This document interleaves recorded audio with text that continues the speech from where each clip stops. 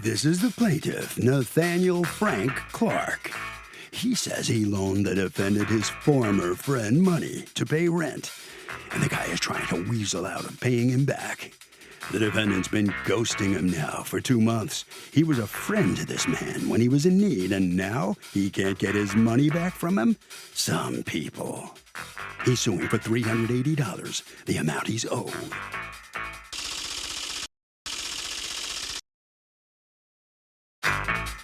This is the defendant, William David Hurd. He says the plaintiff had a crush on him or something and gave him $300 for rent to help him out. This was a gift, plain and simple. But now he's trying to turn it into some kind of loan or something because he stopped talking to him. Oh, money he received as a gift? No way. He's accused of letting a friend down. The defendant has filed a countersuit for $1,200 for lost work. All parties, please hit your right hands. Welcome back to the People's Court. Next case on the docket. The plaintiff says that he loaned his former friend money, and now the guy is ghosting him. But the defendant says that the plaintiff had a crush on him or something, and he gave him money as a gift. It's the case of now I'm going to crush you. Thank you, Douglas. You're welcome. All right. Nathaniel Clark, you're suing William Hurd for a $300 loan and an $80 Bluetooth device. You have a counterclaim against Clark for $1,200 for 2 weeks of lost wages. All right, let me hear from you first, Nathaniel Clark. Hi, Judge. I met William Hurd. We was both in a rehab facility. He left early to pursue a job. I was taking him back and forth to work. I helped him find housing, and I was just a really good friend to him. He worked a seasonal job. So in January, he was short on his rent, and I loaned him $300 to pay his rent. He promised to pay me back. I had loaned him money in the past, and he always paid back, but this time I hadn't heard from him in a couple of months, so I didn't know his intentions, And then when I tried to get in touch with him, because I did obligate myself to take him back and forth to work till he got reliable transportation. But I'm retired. I got a part-time job, and I was calling him to let him know that I got a part-time job to work out a schedule where I could take him back and forth to work. But during the course of that, I couldn't get in touch with him.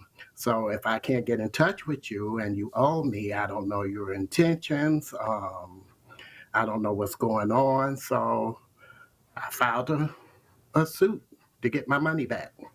Mr. Hurd, according to him, you owe him $300. What say you about that? Yeah, like you said, we met. He was helping me out, getting me to work. Actually, I found the job, and he was taking me back and forth to work, found me housing. I got laid off in January, and this day, like in specific, he had called me and said, "What are you doing?" I'm like, just trying to figure out how to pay my rent. I'm calling 411 and different agencies to kind of help me out. And he kept saying, he's like, "Don't you worry about that. You're hard-headed. You need to, learn how to ask for help." He said, "I got you. Call your landlord and tell him he can come pick the money up." And I'm like, "No, Nate, I don't want to do that. I don't like doing that." He's like, "Will," he's like, "I got you. Just call him and tell him." So I was like, "All right, give me until about 4 o'clock, and I'll let you know if I can't find anything else. I'll call you." So that ended up happening. I couldn't find any more resources. He goes ahead and brings the money over, hands it to me. I hand it right to the landlord. He was there, and that was it. So pretty much like my take on it was like he was helping me out. Like he has helped me out before, and we helped each other out. And, has he also loaned you money and you've also paid it back, which he says has happened too? Yes, yeah. There's times where he's loaned me $50 or $60 for certain things, and I have paid him back. So what you're saying is there was no discussion about payback of the $300? Not really like I remember like that. Like it wasn't like, like a for sure thing. Was there any discussion about payback before he gave you the $300, that this was a loan and not a gift? Not that I can remember. Did you think it was a loan or did you think it was a gift?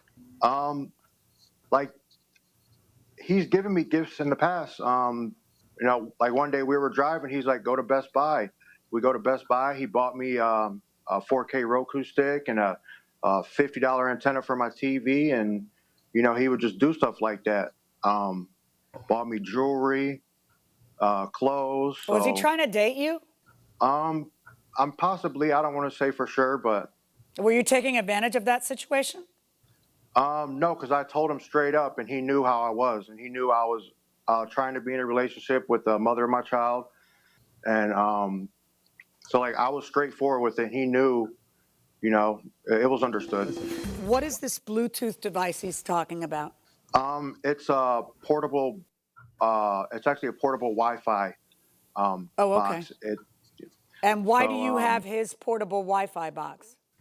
So the day we went to Best Buy to get the Roku stick, he told me that I could borrow his Wi-Fi box so that we actually cooked dinner and watched movies at my place that night. And then he ended up leaving it there for me to use. And just during that time period, this was like maybe February.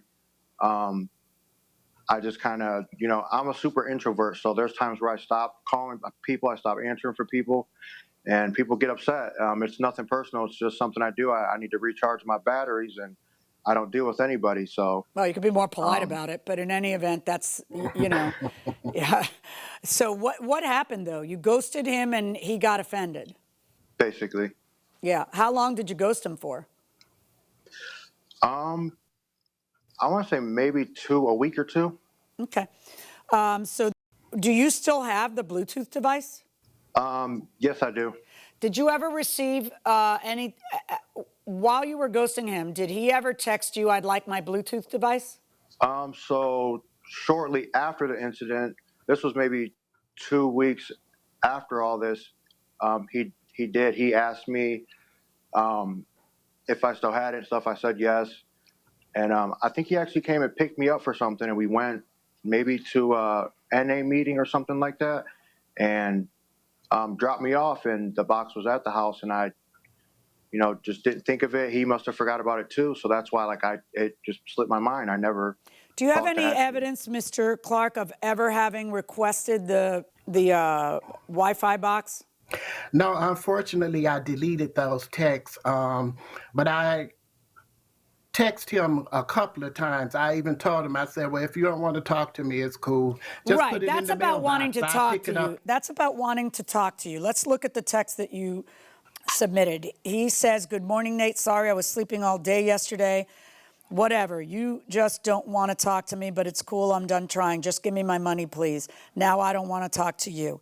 Nate, I am honestly so sorry. I've been wondering about you, but haven't had the courage to call, and I really need you. If you can come and pick me up from my job, I'm having a very time spiritually right now, and I don't know what the rest of that said. And then you say, I'm at work, and if I wasn't, I didn't have any more. My give a damn done wore out. He answers, this is a couple weeks later, "Good morning, Nate. I don't care if you don't give a damn, but I still do, and I was only being me. You know I'm an introvert, so you don't really have a reason to be mad at me. I do the same thing to everyone. I'm always by myself, and I get so used to it, and I isolate. I didn't mean anything by it. But that's where we differ. I wish you the best. Nate, you know I'm going to give you the money I owe you." It sounds like you're not that unclear about it. "You probably are going to lose more money with the court stuff. I'm waiting on my taxes, yada, yada, yada, yada. Do you ever pay back any of the loan?" No. All right. I still have not received. And then you have the Bluetooth device at your house? Yes. Okay. And you are counterclaiming 2 weeks of lost wages. Explain that to me. So when I got that original interview for the job, it was for a larger company, and I was still at the recovery place where me and him both were staying, and I needed a ride to the interview. So I was asking around, and people said, "Hey, ask Nate; he'll do it." So I approached Nate, asked him, and Are we talking he about was 2 glad to years help. ago when you guys were both in the recovery house? Yes, this was Okay, go ahead. So he agrees. He's happy to take me. And then I come out from the interview and I'm explaining it to him. And I said, the only problem is why this job might not work is I don't have reliable transportation. I went into the interview understanding that, with the understanding that they were going to supply me with transportation, but unfortunately that wasn't the case because of the distance I live. So Nate basically told me to take the job. He'll take me back and forth to work. And I'm like, are you sure, Nate? Like, I don't want to do that. How long was he taking you to and from work? This was, I want to say, September 1st, I got the job until December, all the way through December. Of what year? So this was September 2021 till December 2021, the same year. Okay. All right. And then what happened? You stopped answering his calls. He stopped taking you to work. Welcome back to the People's Court. The age-old question, is it a gift?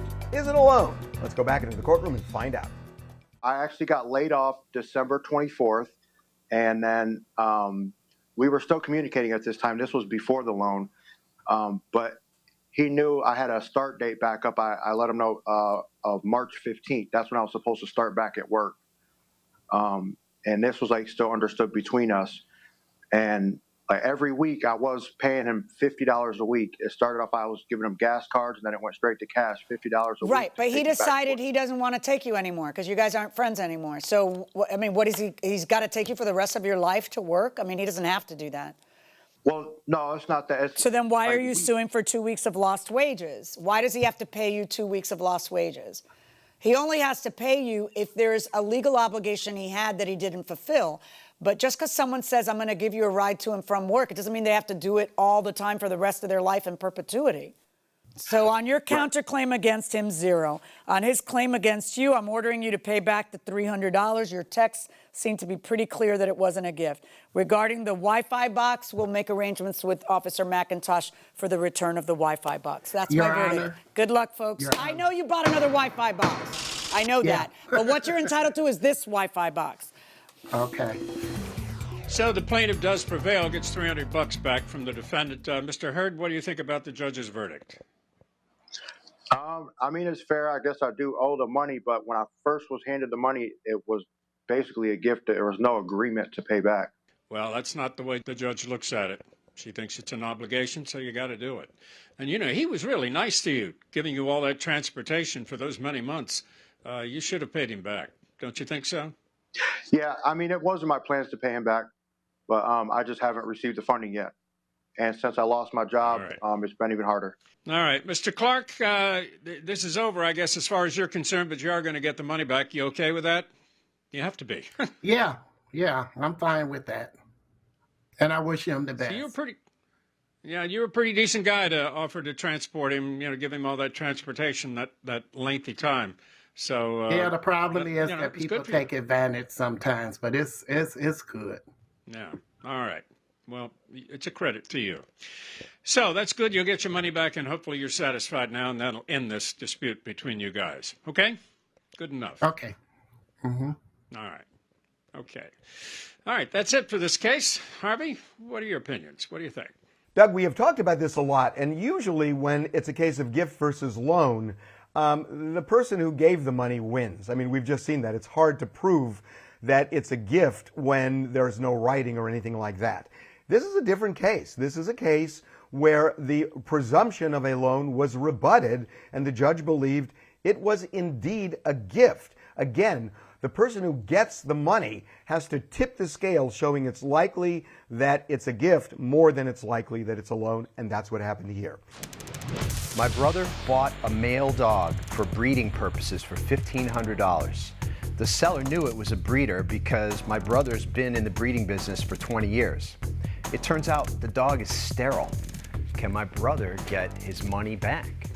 That's going to depend on what's in the contract and what was the agreement between the parties. If you sell me a dog knowing it's for breeding purposes, and you know the dog is sterile, not the dog becomes sterile through some other the dog is sterile. Well, maybe it took a long time for him to find out that the dog is sterile. Yeah, maybe he didn't. He thought, oh, the dog's kind of young. I'm going to breed it in 6 months or in a year. And then he started breeding the dog when it was more mature, and finds out, I mean, there's got to be some kind of fraud on the part of the seller as opposed to an honest mistake. How would the seller know nobody knows if a dog is sterile unless they can say, if the seller lied and said, I've bred this dog 3 times, and then it turns out a doctor says, this dog has never bred anything because this dog has been sterile since birth, then there's a lie the seller said that's why you get your money back. It's a misrepresentation. Right, but it can't just be a buyer getting a pig in a poke, a dog in a poke, and not knowing what the hell they're getting. In other words, wouldn't most courts find